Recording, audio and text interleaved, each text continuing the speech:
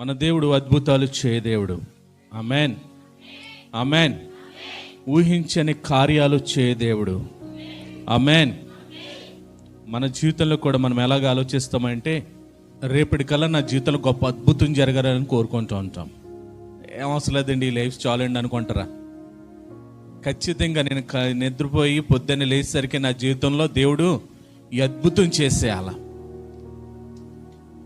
Human psychology కూడా చెప్పేది ఏంటంటే, మనిషి యొక్క కోరికలకంట అంతము లేదంట. గుర్రానికైనా కళ్ళు ఉంటుంది కానీ మనిషి కోరికలకి అంతం అనేదే ఉండదంట. దేవునికి స్తోత్రం. అయితే మనం నమ్మేటువంటి దేవుడు అద్భుతాలు చేయ దేవుడు. మనం నమ్మే దేవుడు ఆశ్చర్యకార్యాలు చేయ దేవుడు. మనం నమ్మేటువంటి దేవుడు ఊహించిన దానికంటే అత్యధికముగా దయచేయ దేవుడు. Amen, amen, amen. ఈరోజు దేవుడు చేసే గొప్ప కార్యాలు ఎలాగుంటాయో, మన జీవితంలో ఆ గొప్ప కార్యాలు అద్భుతాలు పొందుకోవాలంటే కొన్ని విషయాలు మనం నేర్చుకోవడానికి మనమందరికి కూడా సిద్ధపడదాం. యోబు గ్రంథకర్త అంటాడు కదా, యోబు గ్రంథం 37వ అధ్యాయము 5వ వచనంలో యోబు మాట్లాడుతూ ఉంటాడు. దేవుడు ఆశ్చర్యముగా ఉరుముద్దువని చేయును, మనము గ్రహింపలేని గొప్ప కార్యములను ఆయన చేయును. దేవునికి స్తోత్రం. మనం ఊహించామనుకోండి, అది గొప్ప కార్యం అవుతుందా? అరే రేపొద్దున నా జీవితంలో ఇది జరిగిద్ది అనుకున్నాం అనుకోండి, అది ఆశ్చర్య కార్యం అవుతుందా? మన దేవుడు ఎలాగంటే సర్ప్రైజ్ చేసే దేవుడు అంట. ఆమెన్. మనం ఊహించలేని వాటిని దేవుడు మన జీవితంలోకి ఎలా చేస్తాడంట. ఆమెన్. చాలామంది అంటూ ఉంటారు, మన పిడికిడు ఎంత ఉంటుంది? చిన్నది. దేవుడి పిడికిడు బిగిస్తే ఎంత ఉంటుంది? మన బ్రెయిన్ ఎంతే ఉంటుంది. దేవుడి బ్రెయిన్ ఎంత ఉంటుంది అంటారు?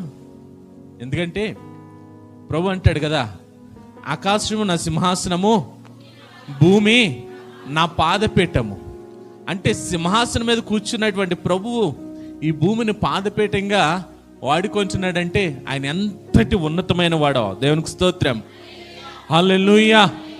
ఆయనకి సాటి ఎవరో లేరు. ఆయన ఉన్నవాడు అనువాడు, ఆయన మరలా రానయ్యున్న దేవుడు. దేవునికి స్తోత్రం. హల్లెలూయా. మన దేవుడిని మనం ఎలా చూస్తాం చెప్పనా? ఒక ఫోటో పెట్టుకుంటాం, లేదా మన జేబులో ఒక ఫోటో పెట్టుకుంటాం, లేదా మన చేతిలో ఉంది కదా వాక్యము ఎంతే అనుకుంటాం. దేవుణ్ణి మనం చూచే కోణం ఎలా ఉంటుందో తెలుసా? చాలా చిన్నగా ఉంటుంది. దేవుణ్ణి చూచే కోణం ఎలా ఉండాలో తెలుసా? మన ఊహకు అందది దేవుని తలంపు. ఆమెన్. ఎందుకంటే దేవుడు ఆలోచించాడంట. ఆలోచన చేసి దేవుడు మానవుని తయారు చేయాలి, మన పోలిక చెప్పిన మన స్వరూపమందు నరుని తయారు చేయాలనుకునంట. సృష్టి అంతటిని కూడా సింపుల్గా కలుగునుగాక అని సృజించాడంట. ఆయన కలుగునుగాక అని మాట పలకగానే ప్రతిదీ కూడా లోబడే సృష్టి క్రమమంతా వచ్చిందే. ఆయన కలుగునుగాక అని ఒక్క మాటతోటే మానవుడు నివాస యోగ్యమైనటువంటి ఈ భూప్రపంచమంతా కూడా సిద్ధపడిందే. అటువంటిది తను ప్రేమించి తను సృజించుకున్నటువంటి మానవునికి ఏది కావాలో దాన్ని దేవుడు కలుగునుగాక అని అనలేడా? కానీ మనం చూచే కోణం ఎలా ఉంటుందంటే, లోకంలో మనకు కనపడిందే ప్రపంచం అనుకుంటున్నాం, మనం చూస్తున్నదే ప్రపంచం అనుకుంటున్నాం, మనకు పొందుకుంటున్నదే ఇదే అద్భుతం అనుకుంటున్నాం. ఈ అన్ని అద్భుతాలు కాదు, ఇది ప్రపంచమే కాదు. దేవుని ఆలోచనలతో మనం ఆలోచిస్తే అదొక ఉన్నతమైన ప్రపంచం. అది దేవునికి స్తోత్రం. ఆ ప్రపంచాన్ని చూడాలంటే మనం దేవునితో నింపబడాలంట. మనం దేవునితో నింపబడితే ఆ దేవుడు ఆలోచన కానీ, దేవుడు సృజించిన ప్రపంచాన్ని కానీ, దేవుని యొక్క ప్రణాళికలు కానీ మన కనులారా చూడగలమంట. దేవునికి స్తోత్రం. ఎవరైనా ఉన్నారు అలా చూసిన వాళ్ళు? బైబిల్ గ్రంథంలో రాయబడిన భక్తులందరూ కూడా చూచారు. యోహాను భక్తుడు పద్మాసు ద్వీపానికి వెళ్ళిపోయాడు. పద్మాసు ద్వీపానికి వెళ్ళిపోయి దేవుని సృష్టి అంటే ఎండ్ టైంలో చివరి దినాల్లో దేవుడు చేసేటువంటి ఆ యొక్క ప్రపంచము ఎలాగుండబోతుందో ప్రవచనాత్మక గ్రంథాన్ని రాశాడు. అదంతా ఏంటనుకుంటున్నారు? దేవుడు చూపించినటువంటి దర్శనం అది. హల్లెలూయా. అంటే దేవుడు మానవాళికి తెలియజేస్తాడా లేదా? మరి మనం ఎంతమంది ఇంకా దేవునితో నింపబడలేదు? ఎందుకు మనం చూడలేకపోతున్నాం? దేవుని ఆలోచనలు ఎందుకు ఎరగలేకపోతున్నాం అని అంటే మనము ఒక పరిమితం పెట్టుకున్నాం. మనం దేవుని దగ్గర ఎలాగ ఉండాలంటే ఒక పరిమితం. ఏంటి ఆ పరిమితం అంటే, ఆదివారం మందిరంలోకి వెళ్ళి దేవుని స్తుతిస్తే చాలు. దేవుడు ఎక్కడ ఉంటాడు? మందిరంలోనే ఉంటాడు. దేవుడు ఎక్కడ ఉంటాడు? మనము శుభ్రంగా తలస్నానం చేసి మంచి బట్టలు వేసుకుని బైబిల్ అట్టుకుని వెళ్ళి కూర్చుంటే, పాస్టర్ గారు నిలబడితేనే దేవుడు వస్తాడు. మన ఆలోచన అది. కానీ దేవుడంట తన ప్రేమించినటువంటి నరులు ఏం మాట్లాడుతానంటే ఆయన చెవులు మందం కాకుండా ఆలకిస్తూ ఉన్నాయంట. దేవునికి స్తోత్రం. ఏం మాట్లాడతామా, ఆయనతో ఎలా సహవాసం చేస్తామని ఆయన ఎదురు చూస్తూ ఉన్నాడంట. ఆమేన్. మనం ఏం చేస్తాం తెలుసా? ఆదివారం వెళ్ళి కూర్చుని వచ్చేస్తే చాలండి. ఎక్కడ జరిగితే మన జీవితంలో అద్భుతాలు? మన జీవితంలో అద్భుతాలు ఎక్కడ జరుగుతాయి అంటే, మనం ఆ ఒక్క కొద్ది సమయాన్ని దేవుని దగ్గర కూర్చుంటే చాలు. కూర్చుంటే సరిపోదు. దేవుని దగ్గర ఆశ కలిగి ఉండాలంట మనం. ఏ ఆశ అంటే, దేవా నాతో మాట్లాడు, నాకు కనపడు. మనం ఎప్పుడైతే ఆశ కలిగి ఉంటామో, ఆయనతో సహవాసం చేస్తామో, దేవుడంట ఆశ గల ప్రాణాన్ని తృప్తిపరుస్తాడంట. దేవునికి స్తోత్రం. ఇక్కడ యోబు అంటున్నాడు కదా, యోబు దేవునితో మాట్లాడినటువంటి వాడు, యోబు దేవునితో చూచినటువంటి వాడు. యోబు తన అనుభవాన్ని తెలియజేస్తున్నాడు. ఏమని అంటున్నాడంటే, మనము గ్రహింపలేని, అంటే మన ఊహలో కూడా లేనటువంటి, మన ఆలోచనలో లేనటువంటి గొప్ప కార్యాలు దేవుడు మనలో చేస్తాడంట. ఆమేన్, ఆమేన్. ఈరోజు ఆ గొప్ప కార్యాలు పొందుకోవాలంటే మనం ఏం చేయాలి? త్వరగా కొద్ది నిమిషాల్లో నేను ముగించడానికి నేను ఇష్టపడుతున్నాను. చూద్దాం, దేవుడు మన జీవితంలో అద్భుతాలు చేయాలంటే మనం ఎలాగుండాలి? మొట్టమొదటిగానంట, మనకు ఎదురయ్యేటువంటి పరిస్థితులు, మనం ఎదుర్కొంటున్నటువంటి ఆ స్థితిగతులు, దేనికి భయపడకుండా దేవుని మీదే ఆధారపడితే మన జీవితంలో గొప్ప కార్యాలు చూస్తామంట. ఆమేన్. మనం భయపడటం వలన మనం ఆ కార్యాలు చూడలేకపోతున్నాం. మనకు ఎదురవుతున్న పరిస్థితులను చూసి మనం ఏమవుతున్నాం అంటే, మనకు మనంగా కృంగిపోతున్నాం. మనకు మనంగా ఏమైపోతున్నాం అంటే బలహీనమైపోతున్నాం. మనకు మనం ఏమైపోతున్నాం అంటే మన స్థితిని మనం దిగజారిపోతున్నాం. మనకు ఎదురయ్యే పరిస్థితుల్లో మనం ధైర్యంగా నిలబడి దేవుని మీద పరిపూర్ణ నమ్మకంతో ఉంటే మన జీవితంలో గొప్ప కార్యాలు చూస్తామంట. ఇజ్రాయేలు ప్రజలు పస్కా పండుగ అయిన తర్వాత ఐగుప్తు దేశాన్ని విడిచి బయటకు వస్తున్నారు. బయటకు వచ్చిన తర్వాత వారు ప్రయాణం చేస్తుండగా ఫరోకి కోపం వచ్చింది. వీళ్ళు నన్ను మోసం చేసి వెళ్ళిపోతున్నారు, మా దేశంలో ఇన్ని తెగుళ్ళతో ఇంతమంది చనిపోతే వీళ్ళు సంతోషంతో పండుగ చేసుకుంటూ వెళ్ళిపోతున్నారు, వీళ్ళు మమ్మల్ని మోసం చేసి వెళ్తున్నారు కాబట్టి వీళ్ళని ఏదేమైనా చంపాలనుకుని తన యుద్ధ రథాలన్నిటినీ కూడా సిద్ధపరచుకుని, యుద్ధ సైన్యాన్ని అంతటిని సిద్ధపరచుకొని ఇజ్రాయెల్ ప్రజల వెనకాల తరుగుతూ వస్తున్నాడంట. తరుగుతూ వస్తుంటే ఇజ్రాయెల్ ప్రజలు నడుస్తూ ఉన్నారు, మార్గం గుండా వెళుతున్నారు. ఎదురుగుండా వారికి ఏమొచ్చిందంటే ఎర్ర సముద్రం అడ్డొచ్చింది. ఎర్ర సముద్రం అడ్డొచ్చింది.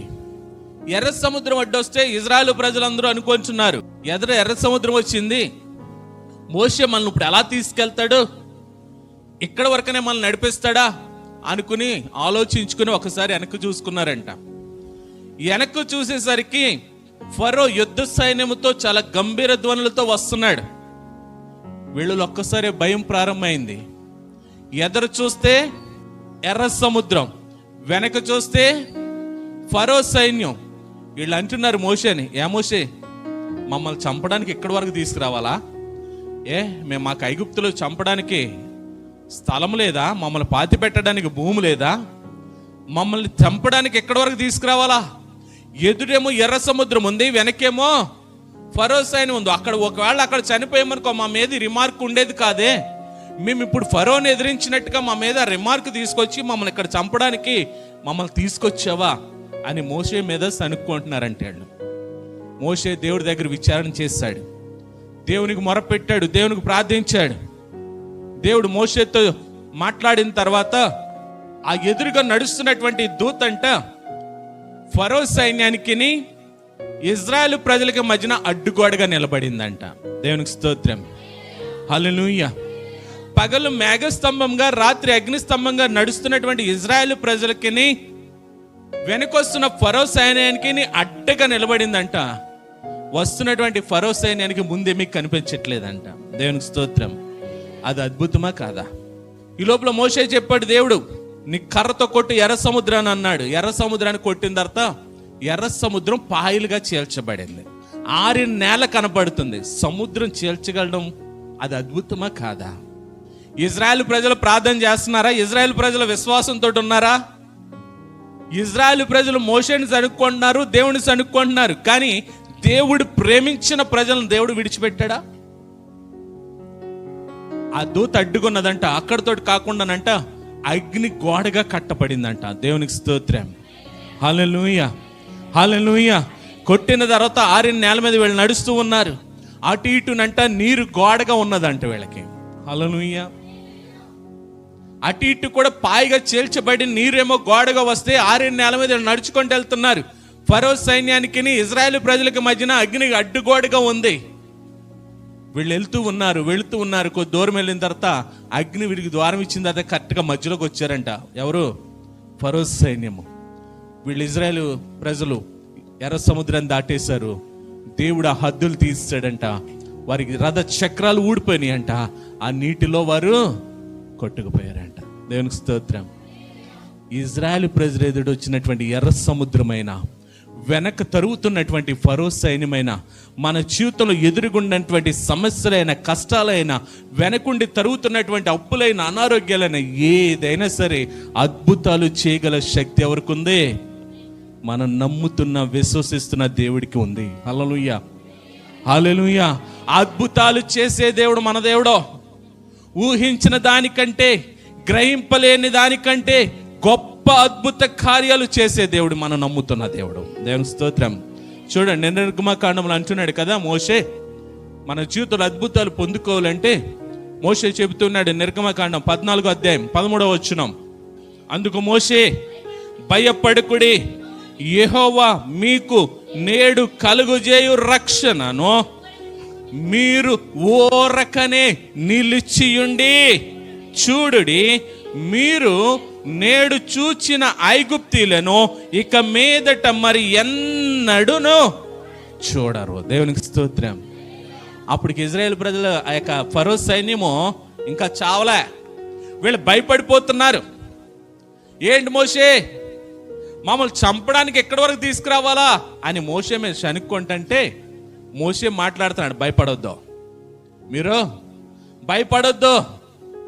అంతకుముందు ఎన్నోసార్లు దేవుని మీద శనుక్కున్నారు, దేవుడు పనిష్మెంట్లు ఇచ్చాడు, చాలా జరిగినాయి. కానీ మోషే విశ్వాసంతో చెప్తున్నాడు అక్కడ. హల్లెలూయా. భయపడొద్దు. ఈరోజు మన జీవితంలో ఏలుబడి చేస్తుంది ఏంటో తెలుసా? మన జీవితాన్ని పరిపాలిస్తుంది ఏంటో తెలుసా? ఈ భయమే. చేతిలో 100 రూపాయలు ఉన్నాయనుకోండి, ఉదాహరణ, ఏం ఆలోచిస్తాం? రేపటి దడ్డిన ఏం తింటామో, ఏం ఉంటామో, ఎలాగుంటామో. మన జీవితంలో భయము అనే దాన్ని మొట్టమొదటిగా పెడతారు. ఎవరో? అపవాదిగాడు. ఎక్కడ ప్రారంభమైందో తెలుసా భయం అనేది?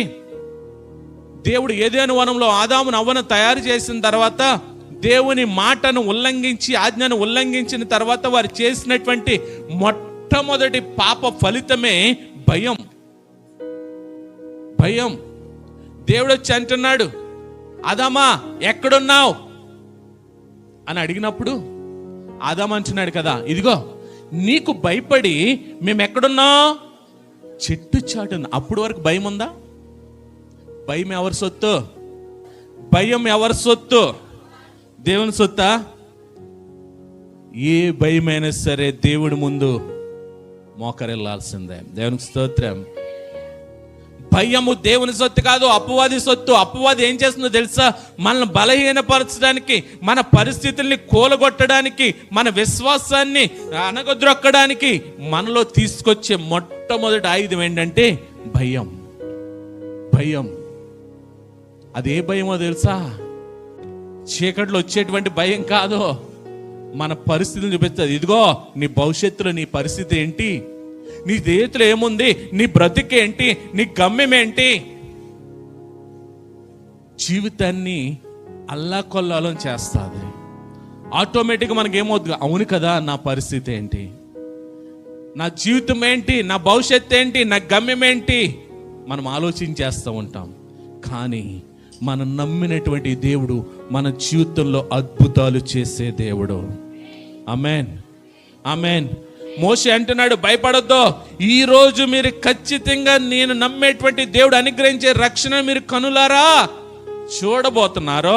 ఇదిగో ఫరో సైన్యం, ఐగుప్తు సైన్యము, ఏ సైన్యం అయితే మనల్ని తరుగుతుందో అది ఇంక ఎన్నటికి మీరు చూడరు. ఒక్కసారి టచ్ చేసింది అనుకోండి అపవాది మిమ్మల్ని, దేవుడు ఊరుకుంటాడా? దాన్ని మరలా మీ జీవితంలోకి ఎలా చేయడంట దేవుడు. దేవునికి స్తోత్రం. వాళ్ళు వచ్చారు, ఫరో సైన్యం వచ్చారు, దేవుడు మార్గాన్ని సరళం చేశారు. వీరు నడుస్తూ ఉన్నారు, వీరు యోర్దాను దాటారు, వీరు మధ్యలోకి వచ్చారు, ఆ హద్దులు తీసాడు, వారి చక్రాలు ఊడిపోయి ఆ సముద్రంలోనే వారు కొట్టుకుపోయారు. ఈనాటికి కూడా శకలాలు దొరుకుతున్నాయంట అక్కడ ఎర్ర సముద్రంలో. చారిత్రక ఆధారాలు ఈ రోజుకి ఉన్నాయి అక్కడ. హల్లెలూయా అని మోషే అంటున్నాడు. చూడండి మరొక మాట, 31వ వచనం అదే అధ్యాయంలో, యెహోవా ఐగుప్తీయులకు చేసిన గొప్ప కార్యమును ఇజ్రాయేలీయులు చూచిరి గనుక ఆ ప్రజలు యెహోవాకు భయపడి యెహోవా యందును ఆయన సేవకుడైన మోషే యందును నమ్మిక ఉంచిరి. దేవునికి స్తోత్రం. ఇక్కడ ఈ భయం వేరు. ముందు భయపడింది 13వ వచనంలో భయం వేరు, 31వ వచనంలో భయం వేరు. అక్కడ భయం ఏంటంటే వారి భవిష్యత్తు, వారి మరణమును గూర్చినటువంటి భయం, వారి జీవితం గూర్చినటువంటి భయం. ఇక్కడ భయం ఏంటంటే తెలుసా, దేవునికి లోబడడం కోసం ఉండేటువంటి భయం. ఏదే దేవుని చేసిన అద్భుతాలు కనులారా చూచిన తర్వాత దేవునికి భయపడడం, దేవునికి లోబడడం, దేవుని మాట వినడం ప్రారంభించారంట వాళ్ళు. హల్లెలూయా. మన జీవితంలో ఇంతవరకు ఊహించుకోండి, మీరు ఒక్కసారి దేవుడు చేసిన అద్భుతాలు తలంచుకోండి అంటే ఏమీ లేవండి అని అంటాం. మనమైతే ఏమీ లేవండి అని అంటున్నాం. నేను చెప్పాను కదా, 3 పూటలు మనం తింటున్నామంటే మనం కోటీశ్వరి లెక్క అంట. 3 పూటలు మనం తినగలుగుతున్నామంటే కోటీశ్వరి జాబితాలో మనం ఉన్నట్టే. ఎందుకో తెలుసా, ఆ 3 పూటలు తిండి దొరకని జనం ప్రపంచంలో ఎంతోమంది ఉన్నారు. నేను చూసిన కొన్ని సన్నివేశాలు బంకమట్టి తినే దేశాలు ఉన్నాయి, తెలుసా మీకు? ఇథియోపియా అటువంటి దేశాల్లో, ఉగాండా ఇటువంటి దేశాల్లో తినడానికి ఆహారం దొరక్క బంకమట్టిని తింటున్న ప్రజలు ఉన్నారు. బంకమట్టితో కడుపుకు నింపుకునే ప్రజలు ఉన్నారు. అక్కడ వరకు అవసరంలే, ఉద్యోగాల కోసం తిరుగుతూ, నాకు తెలిసిన వాళ్ళు ఎంతమంది తమ్ముళ్ళు ఉన్నారు, చెల్లెళ్ళు ఉన్నారు, ఒక్క సమోసాతో బ్రతుకున్న వాళ్ళు చాలామంది ఉన్నారు. రోజులు ఒక్క సమోసా తినే, కానీ రోజు 3 పూటలు మనం తినగలుగుతున్నామంటే దేవుడు మన జీవితంలో చేసిన గొప్ప అద్భుతం అది. ఒక్కసారి మనం వెనక ఆలోచించుకుంటే, ఉదయం లేచిన మొదలు రాత్రి పడుకునే వరకు, రాత్రి అంతా మంచి నిద్రతో తృప్తిపరచబడి ఉదయాన్ని మరొక మెలుకును దేవుడు ఇస్తున్నాడంటేనే అది జీవితంలో పెద్ద అద్భుతం. అది పెద్ద అద్భుతం. మేము వెళ్తున్న మీటింగ్స్కి అటు ఇటు వెళ్తూ అంటే ఎక్కువగా ఏ బ్యానర్లు కనపడుతున్నాయి తెలుసా? చనిపోయిన వాళ్ళు బ్యానర్లు ఎక్కువ కనపడుతున్నాయి. అది కూడా వయసుతో సంబంధం లేకుండా, వయసుతో సంబంధం లేని బ్యానర్లు కనపడుతున్నాయి. మేము అనుకుంటున్నాం ప్రతి సందుకు ఒక బ్యానర్ ఉంటుంది. కొన్ని ఊర్లోకి వెళ్తే ఆ బ్యానర్లు కనిపించిన ఊర్లో ఉండట్లేదు. మేము అనుకుంటున్నాం ఎందుకో ఎక్కువ మంది చనిపోతున్నారు కదా అని అనుకుంటూ మాట్లాడుకుంటూ ఉంటున్నాం. దేవుని మహాకృప, ఈరోజు మనమందరము సజీవులుగా ఉన్నామంటేనే దేవుడు చేసిన గొప్ప అద్భుతం అది. దేవునికి స్తోత్రం. అలా తలుచుకుంటే దేవుడు చేసిన అద్భుతాలు ఎన్నో ఉంటాయి. మనము కూడా కనులారా చూడగలుగుతున్నాం కానీ గ్రహించుకోలేకపోతున్నాం. దేవుడు చేసిన అద్భుతాలు గ్రహించుకోలేకపోతున్నాం. మిమ్మల్ని ఇంతకుముందు ప్రేయర్ చేయమన్నాను కదా, ఒక అన్న గురించి, మాతో పాటు సేవ చేస్తున్న అన్న. రోజుకి 80,000 అంట హాస్పిటల్ ఖర్చు. వెంటిలేటర్కి 80,000. ఒకసారి ఊహించుకోండి, రోజుకి 80,000 మీరు దేవుడికి కట్టాలంటే ఎందుకు నేను చచ్చిపోతానండి అంటారా? ప్రాణమే తీపి. ఒక్కసారి మీరు పీల్చుకుంటున్నటువంటి ఆక్సిజన్ విలువ ఎంతో తెలుసా? మామూలుగా ఇప్పుడున్న మార్కెట్ రేట్ని బట్టి 80,000 అంట. 80,000 ఫ్రీగా తీసుకుంటున్నారా, డబ్బులు కడుతున్నారా? ఒక్క లంగ్స్ని ఇలా పట్టుకున్నాడు అనుకోండి దేవుడు, ఒక ఊపిరితిత్తుని ఇలా పట్టుకున్నాడు అనుకోండి, ఎలా ఉంటుంది? కరెంటు బిల్లు పగలు లైట్లు వేసుకుంటున్నారా? సూర్యునిచ్చాడు, రాత్రి అయ్యేసరికి చల్లదనం వస్తుంది, చంద్రునిచ్చాడు. ఇలా చెప్పుకుంటూ వెళ్తే దేవుడు చేసిన అద్భుతాలు మనం గ్రహించుకోలేకపోతున్నాం. మనము దేవుడు చేసిన అద్భుతాలంట ప్రతిరోజు కూడా మనం గుర్తెరగాలంట. గుర్తెరిగి ఈ ఇజ్రాయేలు ప్రజలు చూడండి, మరొకసారి చదవండి 37వ వచనం. ఐగుప్తులు చేసిన గొప్ప కార్యమును ఇజ్రాయేలు చూచిరి గనుక ఆ ప్రజలు యెహోవాకు భయపడి యెహోవా యందును ఆయన సేవకుడైన మోషే యందును నమ్మిక ఉంచిరంట. దేవునికి స్తోత్రం. ఇప్పుడు ప్రతిరోజు కూడా ఇన్ని అద్భుతాలు చూస్తున్నా, మనకి రేపు పొద్దున్న ఏదైనా చిన్న సమస్య వచ్చింది అనుకోండి, మనం ఏమైపోతుందో తెలుసా? ఇన్ని అద్భుతాలు మనం పట్టించుకోం. అయ్యో బాబోయ్ నాకే వచ్చేసిందే, నా జీవితంలోనే ఈ సమస్య వచ్చిందే, అయ్యి బాబోయ్ నా నాశనానికే వచ్చిందే, భయపడిపోతూ ఉంటాం. మొట్టమొదటిగా మనం ఎదుర్కోవాల్సిన పరిస్థితి ఏంటంటే, మన జీవితంలో అద్భుతం పొందుకోవాలంటేనంట మనకి ఎదురయ్యే పరిస్థితుల్లో మనం ధైర్యంగా నిలబడి దేవుని మీద పరిపూర్ణ నమ్మకంతో మనం నిలబడితే అద్భుతాలు చూస్తామంట. దేవునికి స్తోత్రం.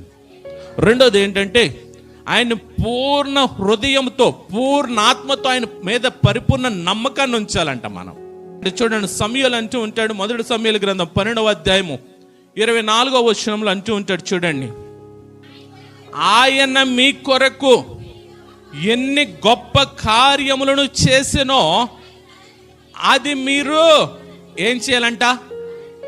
ఏం చేయాలా? ఏటిని?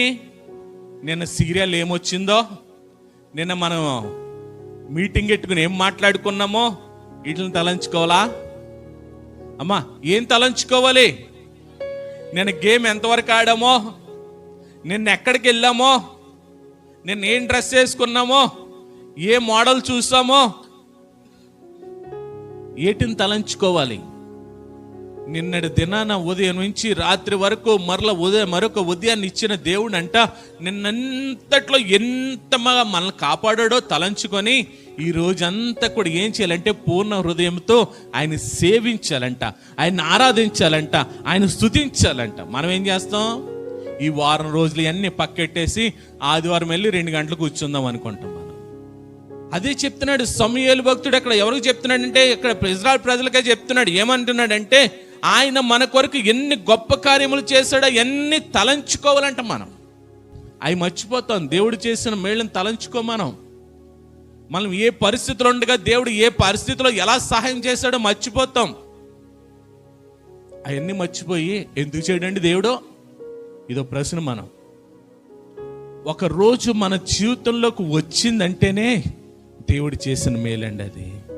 ఎన్నో ప్రయాణాలు చేస్తాం, ప్రయాణాల్లో క్షేమంగా ఇంటికి వస్తున్నామంటేనే దేవుడు చేసిన మేలండి. మన రోజు తింటున్న దాని ద్వారా ఏ బలహీనత రాకుండా మనం కాపాడబడుతున్నామంటేనే దేవుడు చేసిన మేలండి. తెగుళ్ళు ఎలాగొస్తున్నాయో తెలియట్లే. జ్వరాలు ఇదివరకు మామూలుగా ఒక రోజు నలత చెందిందంటే 2వ రోజున లేచి తిరిగేసేవారు. ఈరోజు జ్వరం వస్తుందంటే ఎన్ని రోజులకు లేస్తామో తెలియట్లే. కానీ దేవుడు ఏ తెగులు మన వరకు రాకుండా కాపాడుతున్నాడంటేనే దేవుడు చేసిన అద్భుతం అది. దేవునికి స్తోత్రం. వీటన్నిటిని తలంచుకోవాలంటే వీటన్నిటిని తలంచుకునంట మనం ఏం చేయాలంటే పూర్ణ హృదయముతో పూర్ణ మనసుతో మనం ప్రభువుని సేవించడం ఆవశ్యకం అంట. తప్పనిసరిగా సేవించాలంట. మనం ఏం చేస్తాం? ఆదివారం సేవిస్తాం కదండి, ఆదివారం వరకు చూద్దాములేండి. కానీ సమూయేలు భక్తుడికి జ్ఞాపకం చేస్తున్నాడు, నిన్నటి దినాన్ని మనం ఏ మేలులైతే పొందుకున్నామో, ఏ అద్భుతాలు అయితే మనం పొందుకున్నామో, ఏ అద్భుతాలనైతే దేవుడు, ఏ ఆశ్చర్యకార్యాలు అయితే మన జీవితంలోకి దేవుడు అనుగ్రహించాడో వాటిని బట్టి కృతజ్ఞతాపూర్వకంగా మనము జీవించాలంట. దేవునికి స్తోత్రం. మూడవది, ఆయనను అనుసరించడం వలన, ఆయనను వెంబడించడం వలన మన జీవితంలో గొప్ప కార్యాలు జరుగుతాయి అంట. దేవునికి స్తోత్రం. ఆయనను అనుసరించడం, ఆయనను వెంబడించడం, ఆయన చూపే మార్గంలో నడవడం వలన మన జీవితంలో గొప్ప అద్భుతాలు జరుగుతాయి అంట. దేవునికి స్తోత్రం. యేసయ్య 3.5 సంవత్సరాల పరిచర్యలో ఆయన వెళ్తుంటేనంట విస్తారమైన జనసమూహం ఫాలో అయ్యేవారంట ఆయన్ని. ఎందుకు ఫాలో అయ్యారంటారు వాళ్ళందరూ? పోనీ మనం ఎందుకు ఫాలో అవుతున్నాం చెప్పండి? దేవుడిని ఎందుకు నమ్ముతున్నాం అంటే ఏం చెప్తారు? మేము అడిగేస్తాడు కదండి. యేసయ్య వెంట విస్తారమైన జనసమూహం వెళుతూ ఉండేవారంట. ఎందుకు వెళ్తూ ఉండేవారంటే ఒకసారి ఊహించండి, యేసయ్య ఎక్కడ నిలబడితే అక్కడ అద్భుతాలు. ఆమేన్. యేసయ్య ఎక్కడ మాట్లాడితే అక్కడ అద్భుతాలు. ఆయన ఎక్కడికి వెళ్ళి అద్భుతాలే చేస్తూ ఉండేవాడంట. ఒక్కసారి ఊహించుకోండి, ఇప్పుడు కనుక అద్భుతాలు, ఒక ఆయన నడుచుకుంటే అద్భుతాలు చేస్తున్నాడు అనుకోండి, ఆయన ఎక్కడ ఆగుతలే, నడుస్తూ వెళ్తుంటే అద్భుతాలు జరుగుతున్నాయి. మనం ఏం చేస్తాం? ఇప్పుడు కుంట ఆయన ఉన్నాడు, ఏం చేస్తాడు? ఆయన వెళ్ళిపోయాడు కాబట్టి నేను రాలేకపోతున్నాడు అని కూర్చుంటాడా? ఇప్పుడు గుడ్డి వాళ్ళు ఉన్నారు, ఆయన వెళ్ళిపోయాడు కాబట్టి నేను రాలేకపోతున్నాను లేకపోతే నన్ను తీసుకెళ్ళండి అంటాడా? ఎందుకని? ఆయన ఉన్న చోట అద్భుతాలు. హల్లెలూయా. ఇప్పుడు ఆయన ఉన్న చోట అద్భుతాలు అన్నప్పుడు ఏం చేస్తారు? అది నడవలేనోడైనా, అది మంచం మీద ఉన్నవాడైనా ఏం చేస్తారు? ఒక ఆయన తీసుకొచ్చారు ఫ్రెండ్స్. ఎక్కడ? ఆయన ఒక చోట మాట్లాడుతున్నాడు అని అంటే ఒక ఇంట్లో ఓ మంచం మీద పెట్టి చుట్టూ జనం ఉన్నారంట, ఎక్కడ అవకాశం లేదంట, పైకెక్కి పెంకులు పీకేసి మధ్యలో దించేశారంట ఆయన. దేవునికి స్తోత్రం. అద్భుతాల కోసం పరుగులు ఎడుతూ ఉన్నారు. మన జీవితంలో అద్భుతాలు జరగాలంటే మనము కూడా యేసయ్యతో పాటు పరిగెత్తాలంట. హల్లెలూయా.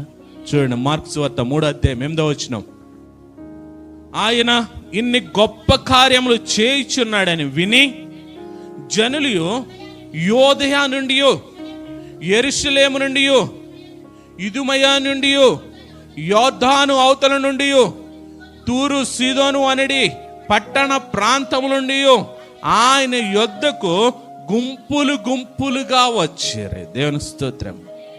యోదయ, సమరయ, గలిలయ, మళ్ళీ 3 దేశాలని కవర్ చేస్తూ యోర్దాను నది, దాన్ని అవతల. ఇప్పుడు ఎక్కడెక్కడి నుంచి వచ్చారు వీళ్ళు? ఎంత విస్తీర్ణం అని చెప్పన్నది మీకు? ఇంచుమించు 200 మైళ్ళ విస్తీర్ణం అది. ఏది? యోదయ, సమరయ, గలిలయ. ఒక్కొక్కడు వచ్చారా? ఎందుకని? వాళ్ళు అనుకున్నారు, రే అద్భుతాలు చేసేవాడు వచ్చాడు కదైనా, నేను వెళ్తున్నాను నువ్వు వస్తావా? నేను వెళ్తున్నాను నువ్వు వస్తావా? నేను వెళ్తున్నాను నేను వస్తావా? నేను టీవీ ఎడతాను, సీరియల్ చూద్దాం వస్తావా అనలేదు వాళ్ళు. లేదంటే రెండ్రా గేమ్ ఆడదాం అనలేదు. రెండ్రా చర్చ్ అవగానే పోగేసేస్తున్నారు జనాలని అనలేదు. అద్భుతాలు జరిగి చేస్తున్నాడు. చూడండి, ఆయన ఉన్నాడు అక్కడ. ఎక్కడ? యోర్దాను అవతల ఉన్నాడు. రండి. యోదయ వాళ్ళు, ఆయన అక్కడ ఉన్నాడు రండి. యెరూషలేము వాళ్ళు, రండి అక్కడ ఉన్నాడు. గలిలయ వాళ్ళు అక్కడ ఉన్నాడు. తూరు సీదోను పట్టణాల వాళ్ళు రండి. యెరూషలేము మొత్తం చుట్టుపక్కల పరిసర ప్రాంతాలు ఇంచుమించు 500 మైళ్ళ సరౌండింగ్ లో ప్రజలందరూ అంట గుంపులు గుంపులుగా వచ్చేసారంట అక్కడ. దేవునికి స్తోత్రం. ఎందుకంటే వాళ్ళు ఏం ఆశించి వచ్చారంటే అద్భుతాలు ఆశించి వచ్చారు అక్కడ. అద్భుతాలు ఆశించడానికి దూరం లెక్క చేశారు వాళ్ళు. మనం కూడా లెక్క చేయం. అద్భుతాల కోసం మనం కూడా దూరం లెక్క చేయం. కానీ మన చర్చ్ అంటే, దగ్గరున్న చర్చ్ అంటే లోకువా. అక్కడ జరిగే అద్భుతాలు ఇక్కడ జరగవా?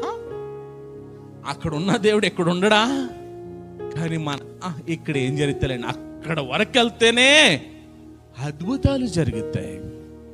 చూడండి, 500 మైళ్ళ సరౌండింగ్ లో ఉన్న ప్రజలందరూ అంట గుంపులు గుంపులుగా ఒక్కొక్కళ్ళే వాళ్ళు తీసుకుని వచ్చారంట. దేవునికి స్తోత్రం. అద్భుతాల కోసం, అద్భుతాలు దేవుడి దగ్గరికి ఎలాగెళ్ళాలి తెలుసా? గుంపులుగానే వెళ్ళాలి. హల్లెలూయా. ఆయన వెంబడించాలంట, ఆయన అనుసరిస్తేనంట అద్భుతాలే అద్భుతాలంట మన జీవితంలో. 4వది ఏంటంటే ప్రార్థన వలన గొప్ప కార్యాలు జరుగుతాయి అంట. మనకి ప్రార్థన వలన గొప్ప కార్యాలు జరుగుతాయి. మనందరికీ తెలుసు, గెరాసేనుల దేశంలో ఒక వ్యక్తి ఉన్నాడు. ఆ వ్యక్తికి పేరు పెట్టారు. ఏం పేరు అది? సేనాదయాలు పెట్టినాడు. సేన అంటే గుంపు. ఆడెక్కడున్నాడంటే సమాధుల్లో ఉన్నాడు. ఎలాగున్నాడంటే వాడి కట్టిన సంఖ్యలను కూడా బలవంతం లేకుండా సింపుల్గా తెంచేస్తున్నాడంట. బంధువులు విడిచిపెట్టేశారు, కుటుంబీకులు విడిచిపెట్టేశారు, భార్య విడిచిపెట్టేసింది, పిల్లలు విడిచిపెట్టేశారు, ఆ ఊరోళ్ళే విడిచిపెట్టేశారండి. ఆడికాడు కొట్టుకుంటున్నాడంట, ఆడికాడు రక్తాలు కార్చుకుంటున్నాడంట. కానీ కొంతలో కొంత ఆడి బాగుపడాలనే కోరిక ఎవరికి ఉంటుంది? భార్యకు ఉంటుంది, బిడ్డలకు ఉన్నా లేకపోయినా కదా. భార్య నా భర్త బాగుపడాలని కోరుకుని ప్రార్థన చేస్తూ ఉండుంటుంది. ఎవరో ప్రార్థన దేవుడు ఆలకించాడు.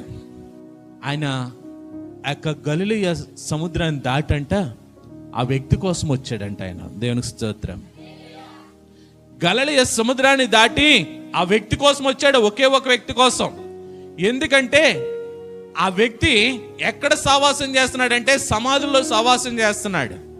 ఎందుకు సావాసం చేస్తున్నాడంటే విస్తారమైన దురాత్మల చేత నింపబడి తన శరీరము తనకు తెలియక ఒంటి మీద వస్త్రాలు లేక రక్తం కార్చుకుంటూ తిన్నలేని స్థితిలో, ఎవరు పట్టించుకోలేని స్థితిలో ఆ సమాధులతో సావాసం చేస్తున్న వ్యక్తి దగ్గరికి ఈ గలిలయ సముద్రాన్ని దాటి యేసే వచ్చాడు. వాళ్ళు అంటున్నాయి కదా, సేన నజరుడైన యేసు మమ్మల్ని బాధింపవచ్చావా? నజరుడైన యేసు మమ్మల్ని బాధింపవచ్చావా? ఎవరు మాట్లాడుతున్నారు ఆ మాట? దురాత్మలు మాట్లాడుతున్నాయి. ఎందుకని? దేవుని శక్తి ఏంటో వాటికి తెలుసు. హల్లెలూయా. ఆయన నమ్ముతున్నా మనకి తెలియట్లేదు ఆయన శక్తి ఏంటో. ఆయన నమ్ముతున్నా మనం విశ్వసించలేకపోతున్నాం ఆయన శక్తి ఏంటో. కానీ దురాత్మలు నమ్ముతున్నాయి ఆయన గొప్ప శక్తివంతుడని. దేవుని స్తోత్రం.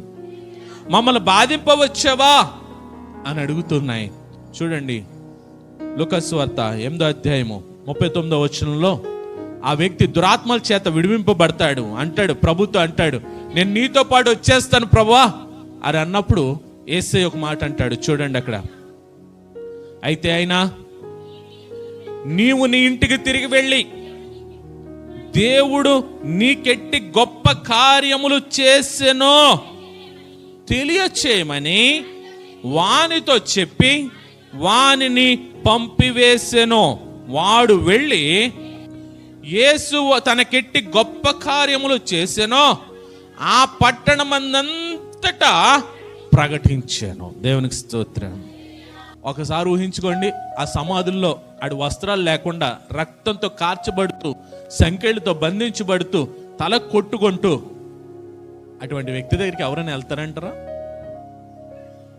యేసయ్య వెళ్ళాడు. వెళ్ళిన తర్వాత మాట్లాడుతున్నాయి, మమ్మల్ని బాధింపవచ్చావా? ఎవరి కోసం వెళ్ళాడు? దురాత్మల కోసం వెళ్ళాడా, లేకపోతే ఆ సేన పట్టిన కుర్రాడు కోసం వెళ్ళాడా? దేవునికి స్తోత్రం. మనం అనుకుంటాం దేవుడు నన్ను పట్టించుకోవట్లేదు, దేవుడు నన్ను చూడట్లేదు, దేవుడికి నేను కనపడినా. మనం చేసే రహస్యాలన్నీ కూడా ఎవరికి మరుగై ఉండవంటే దేవునికి మరుగై ఉండవు. ఆయనకి మరుగై మనం ఏమి చేయాలనుకున్నా సాధ్యం కాదు అది. ఆ వ్యక్తి కోసం వెళ్ళాడు, దురాత్మల్ని గద్దించాడా, వాడిని వేసి కొట్టాడా, ప్రార్థన చేశాడా? ఈయన అడుగు పెట్టగానే అద్భుతాలు అక్కడ జరిగాయంట. వాటికి అవే పందుల గుంపులోకి వెళ్ళిపోయినాయి. పందులు వెళ్ళి ఎక్కడంటే సముద్ర అడుగు భాగానికి దూకేసినాయి అంటాయి. ఇప్పుడు ఈ వ్యక్తి విడుదల పొందుకున్నాడు. విడుదల పొందుకుని యేసయ్య దగ్గరికి వచ్చాడు. ఏ విధంగా వచ్చాడు తెలుసా? అతని శరీరం అంతా గాయాలతో బాధను అనుభవిస్తూ వచ్చాడు. వచ్చి అంటున్నాడు కదా, నేను నీతో కూడా వస్తాను, నాకు అనుమతి అంటున్నాడు ఆయన. మనమైతే ఏం చేస్తాం? నేను బాగుపడిపోయాను కాబట్టి మరలా నేను అన్ని దురాత్మలు వచ్చినాయి అంటాడు. ముందు జీవితం ఎలాగ ఉండాలంటే పక్క పాపపు జీవితం అయి ఉండాలా. ఆడు కూడా చక్కగా బొమ్మల వెనకాల తిరిగి కూడా అయి ఉండాలా. చక్కగా ఎక్కడ పెడుతున్నా అక్కడికి వెళ్ళి తిని కూడా అయి ఉండాలి. వాటిని అన్ని పొందుకున్నాడంటే ఖచ్చితంగా అట్లని చూచాను ఉండాలి, అట్లని వెళ్ళి మహింపరిచని ఉండాలా, ఏదోటి చేసి ఉండాలి. అన్ని వచ్చినాయి అంటే ఖచ్చితంగా వస్తాయి.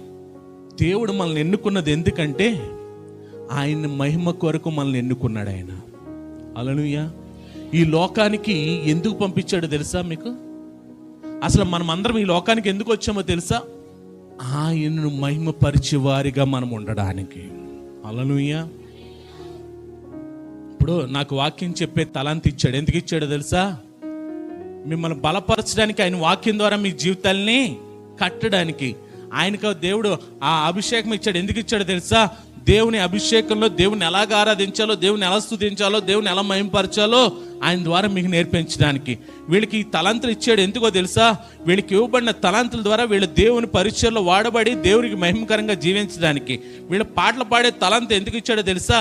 ఆ పాటలు పాడుతూ దేవుని స్తుతించడానికి. నేను నిలబడి కథ చెప్పాను అనుకోండి, మీకు దేవునికి మహిమ అంటారా?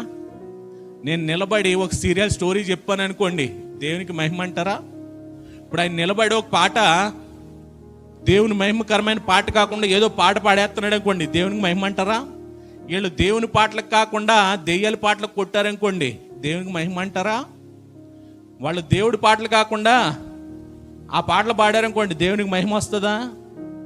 దేవుడు తలాంతి ఇచ్చింది ఎందుకో తెలుసా? దేవునిని మహిమపరచడం కొరకు. మనం ఏం చేస్తున్నాం? చక్కగా నేర్చుకుంటారు. వాళ్ళకు ఒక వయసు వచ్చేసరికి వాళ్ళు పట్టుకుని వెళ్ళిపోయి దెయ్యాల ముందు డ్యాన్స్లు అయితే కొట్టేస్తున్నారు. ఇప్పుడు ఎవరిని మహిమపరుస్తున్నారు? ఇప్పుడు వాళ్ళు ఏమొచ్చినట్టు?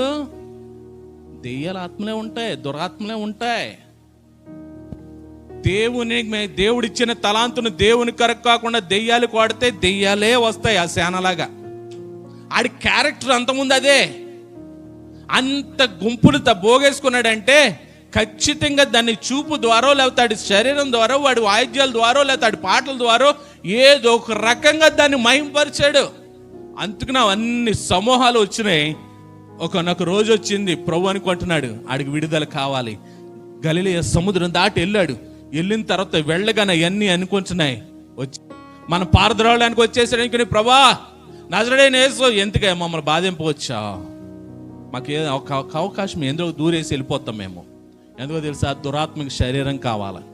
దురాత్మలు ఎక్కడ తిరుగుతాయి అనుకుంటున్నారు? ఎక్కడ ఉంటాయి అనుకుంటున్నారు? గాల్లో తిరిగి ఒక శరీరం కోసం తిరిగి ఏదో శరీరం అవునుగా ఉండే శరీరంలో దూరతాయి. మనం అవకాశం ఇచ్చామంటే ఖచ్చితంగా. ఒక ఆవిడ చూసిన ఆవిడకే 70 వచ్చినాయి అంటే వెళ్ళి కొడితే ఎన్ని వస్తాయో లెక్కేసుకోండి ఒకసారి. చూస్తానికి వెళ్తున్నాను చూడండి, చూస్తానికి వెళ్ళినా వస్తాయి.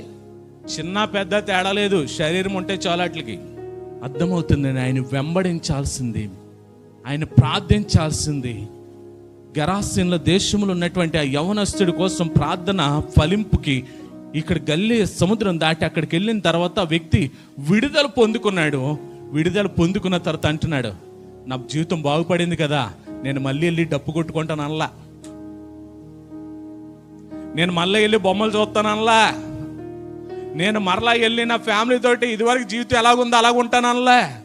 ఒక్కసారి ఆడి జీవితంలో అనుభవించిన శిక్ష తర్వాత ఆడికి బుద్ధి వచ్చింది. అంటున్నాడు, ప్రభా ఇంత గొప్ప విడుదలనిచ్చావే, నా కుటుంబం, నా బిడ్డలు వేలేసారే, నా భార్య వేలేసిందే, నా తోబుట్టులు వేలేసారే, నా గ్రామం వేలేసిందే, అందరూ విడిచిపెట్టేశారే, కానీ నువ్వు మట్టుకు నన్ను విడిచిపెట్టలేదు. నేను నీతో వచ్చేస్తానయ్యా, నేను నీతో వచ్చేస్తానయ్యా అంటున్నాడు ప్రభు. వద్దు, నీ జీవితంలో జరిగిన నీ అద్భుతాన్ని బట్టి చూడండి, మరలా ఒకసారి చదవండి 39 వచనం. అయితే ఆయన, నీవు నీ ఇంటికి తిరిగి వెళ్ళి దేవుడు నీకెట్టి గొప్ప కార్యములు చేసినో తెలియచేయమని వానితో చెప్పి వానిని పంపివేసాను. ఆగండి ఒకసారి. నువ్వు వెళ్ళి నీకు జరిగిన గొప్ప కార్యాలు చెప్పంటే అదే మనమైతే ఏం చేస్తాం తెలుసా? పాస్టర్ గారి వరకు రాము, మన ఇంట్లో వాళ్ళకి చెప్తాం, ఇలా ఉండివన్నా ఆయన వచ్చాడు, ఏసై వచ్చాడో, ఆయన నిలబడినప్పుడు అవన్నీ వెళ్ళిపోయి నేను ఆలోచించి ఇదిగో నేను బాగుపడి వచ్చేసాను, అంతే అయిపోయింది, అక్కడతోటి చచ్చిపోయింది, అంతే సాక్ష్యం అయిపోయింది అక్కడతోటే.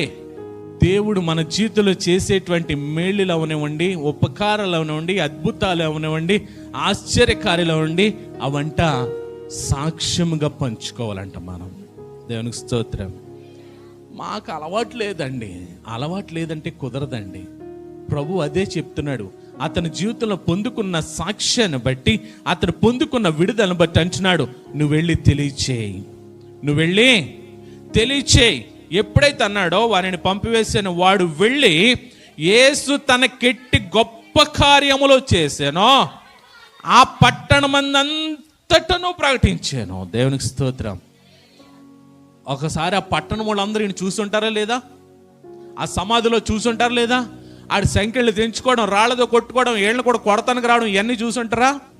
ఇప్పుడు వీడు దగ్గరికి వస్తున్నప్పుడు మంచి నీట్గా తయారయ్యి, మంచి నీట్గా డ్రెస్అప్ అయ్యి, మంచి నీట్గా కనపడుతూ వెళ్ళి, ఇదిగో నేను అలాగుండేవాడిని కదా, యేసయ్య వచ్చాడు నా దగ్గరికి, నాకు విడుదల వచ్చింది, నా జీవితంలో అద్భుతం చేశాడు, మీ జీవితంలో కూడా చేస్తాడు అని చెప్తుంటే ఎదుటి వాళ్ళు ఎలాగుండి ఉంటుంది అంటారు? దేవుడు మన జీవితాలు అద్భుతాలు చేసేది ఎందుకో తెలుసా? ఆయన మహిమ పొందడం కొరకు.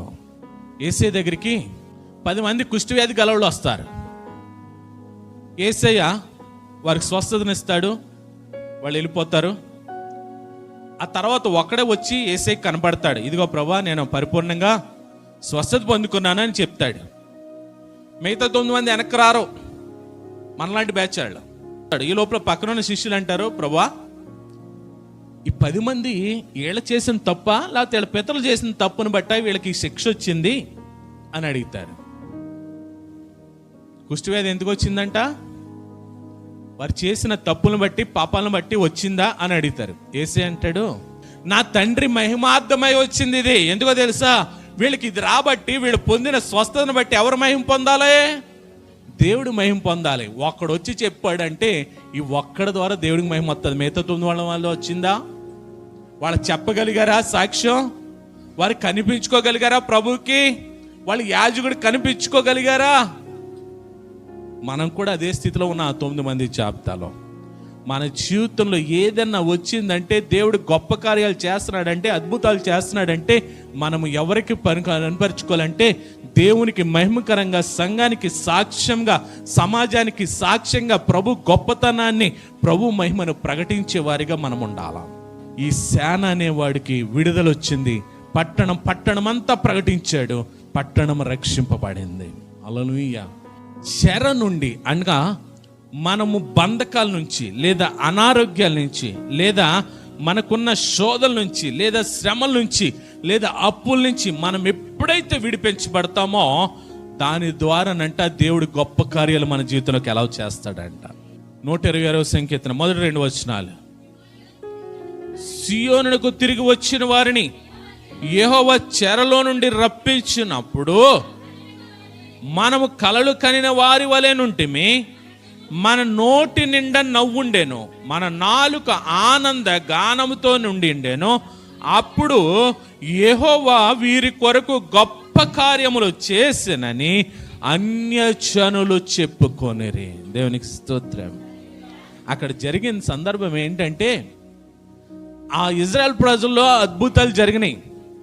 ఆ ఇజ్రాయెల్ ప్రజల్లో విడిపించబడిన తర్వాత గొప్ప కార్యాలు చేశాడు. అది వీరు గుర్తించుకోలేదంట. వీరికి ఏమనిపించింది అంటే కలలాగా అనిపించిందంట. మనం కూడా ఏం చేస్తున్నాం తెలుసా? దేవుడు అద్భుతాలు చేస్తుంటే కల వచ్చింది. కళ ఏమైపోద్ది? ఆ కళ మర్చిపోతాం. కానీ ఇక్కడంటే వీరు సియోన్లో నుండి తిరిగి వచ్చిన వారిని యెహోవా చెరలో నుండి వారిని విడిపిస్తే వీరి కళ అనుకున్నారంట. కానీ ఎవరు గుర్తించారో తెలుసా? అన్యజనులు గుర్తిస్తారంట ఈ గొప్ప కార్యాలని. హల్లెలూయా. దేవుడు మన జీవితంలో అద్భుతాలు చేయాలంటే మనమున్న బంధకాల్లో కానీ, కష్టాల్లో కానీ, శ్రమల్లో కానీ, ఇరుకుల్లో కానీ, ఇబ్బందుల్లో కానీ దేవుని యొక్క అద్భుతం కోసం ఎదురు చూస్తే మనం అద్భుతం పొందుకోవడమే కాదు, అనేక మంది ముందు అది సాక్ష్యార్థంగా ప్రభు చూపిస్తాడంట. దేవునికి స్తోత్రం. చివరిగా మనం వెళ్దాం. మనం ఉపవాసం ప్రార్థన వలన కూడా దేవుడు మన జీవితంలో అద్భుతాలు చేస్తాడంట. మనం ఉపవాస ప్రార్థన వలన అంట మన జీవితంలో గొప్ప కార్యాలు చేస్తాడంట. యోవేలు గ్రంథం 2:21 వచనం. దేశమా భయపడక సంతోషించి గంతులు వేయము, యెహోవా గొప్ప కార్యములు మీ మధ్యన జరిగించును. దేవునికి స్తోత్రం. హల్లెలూయా. దేశమా, సంగమా, ఈరోజు దేవుడు మన మధ్యన గొప్ప కార్యాలు చేయాలంటే మనం ఉపవాస ప్రార్థన చేయాలంటే. ఇదే యోవేలు భక్తుడు అంటాడు, బాకా ఓదుడి ఉపవాస దినాన్ని ప్రతిష్ఠించుడు అని చెప్తాడు అక్కడ. చూడండి, మార్కు సువార్త 9వ అధ్యాయం 29వ వచనంలో ప్రభు అంటాడు కదా, అందుకాయన ప్రార్థన వలననే గాని మరి దేని వలనైనానో ఇట్టి విధమైనది వదిలిపోవుట అసాధ్యమని వారితో చెప్పెను. దేవునికి స్తోత్రం. శిష్యుల దగ్గరికి పుట్టినప్పటి నుండి కూడా మాటలు లేనటువంటి, పుట్టినప్పటి నుంచి కూడా వినలేనటువంటి ఒక యవనస్తుని తీసుకొస్తారు. శిష్యులు ప్రార్థన చేశారంటే కానీ వదిలిపోలేదంట. ఎందుకేంటంటే అది మోగదయ్యమంట. అది ఎప్పుడు పట్టింది? అది ఆడు పుట్టినప్పుడే పట్టిందంట. పుట్టినప్పటి నుంచి కూడా వాడిలో ఏముందంటే ఆ మోగదయ్యం పట్టిందంట. తల్లిదండ్రులు, మీ పిల్లల్ని మీరు ఎక్కడికి తీసుకెళ్తున్నారో, ఎక్కడ నిలబెడుతున్నారో, ఎక్కడ తినిపిస్తున్నారో జాగ్రత్త. పిల్లలే కాదండి, దేవునితో సమానమండి అని బొమ్మల దగ్గర తీసుకెళ్తున్నారేమో. పిల్లలే కదని విగ్రహారాధన ఇంటిల్లోనికి తీసుకెళ్తున్నారేమో. జాగ్రత్త. అనువుగా ఉండే స్థలమే చిన్నపిల్లలు దొరుకుతుంది. మీకు తెలియదు, మీరు గమనించుకోలేరేమో. ఇమ్మీడియట్గా బలహీనాలు అవుతాయి. ఏదొక సమస్యతో చూపిస్తుంది. అయినప్పటికీ పర్వాలేదండి అని అంటే మీ ఇష్టం. యవనస్తుడు ఇక్కడ, ఆడికి ఎప్పటి నుంచి ఉంది అంటే ఎంతకాలం నుంచి ఆడు బాధపడుతున్నాడు అంటారు. వాళ్ళ తల్లిదండ్రులు గుర్తించుకున్నారంటారా? ఆడంట అది వచ్చినప్పుడు విలవిల్ల ఆడిపోతాడంట.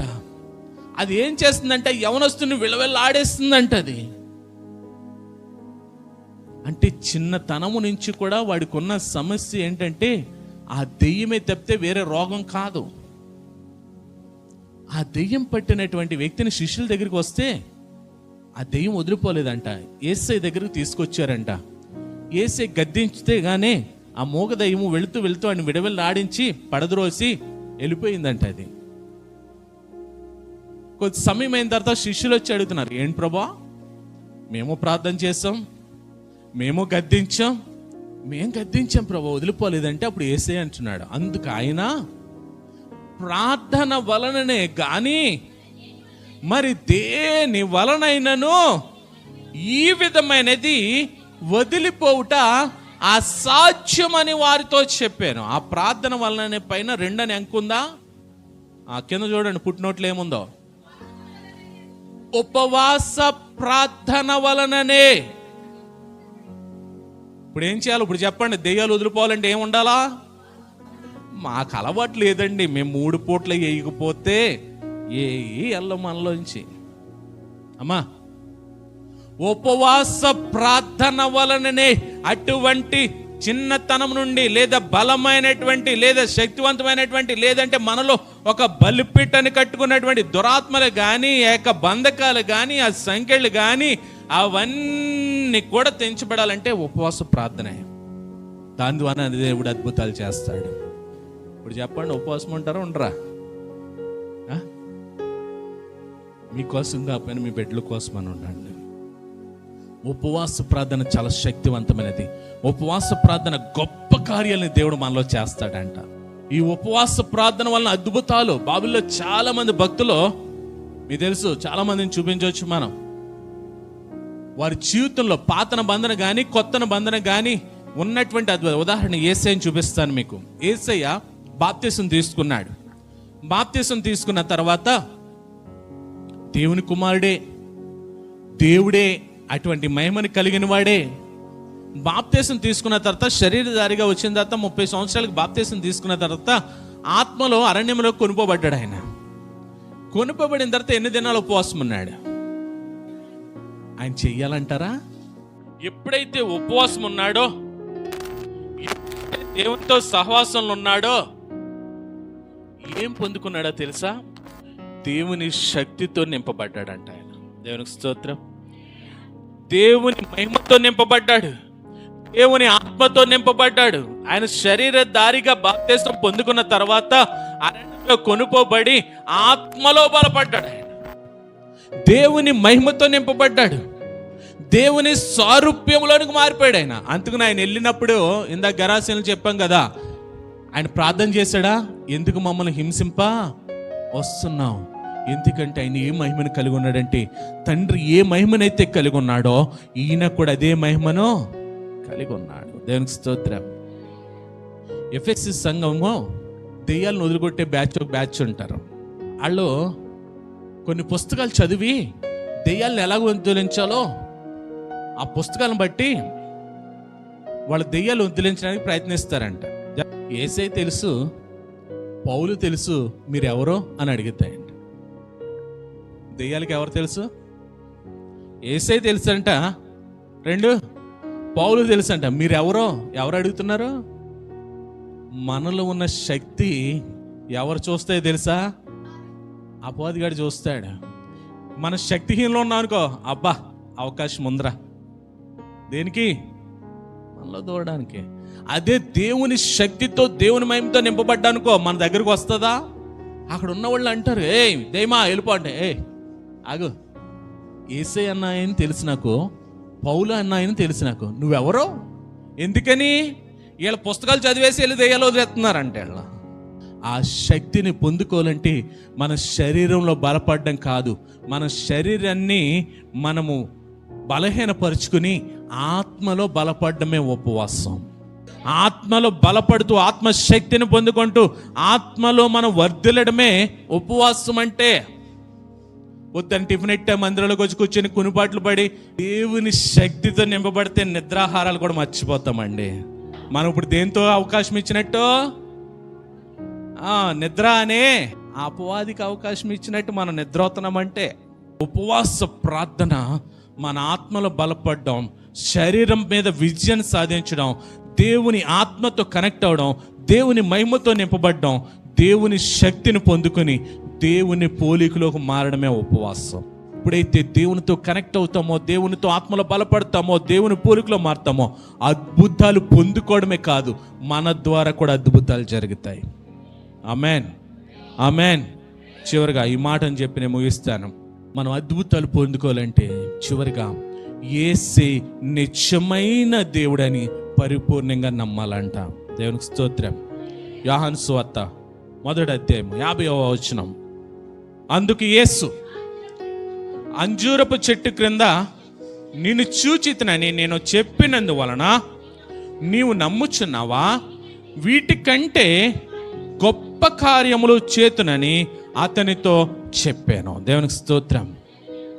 నతానియేలు చెట్టు కింద ఉంటాడు. ఫిలిప్ వెళ్తాడు. ఫిలిప్ వెళ్ళి రా యేసే దగ్గరికి తీసుకెళ్తానని చెప్పి యేసే దగ్గరికి తీసుకొస్తాడు.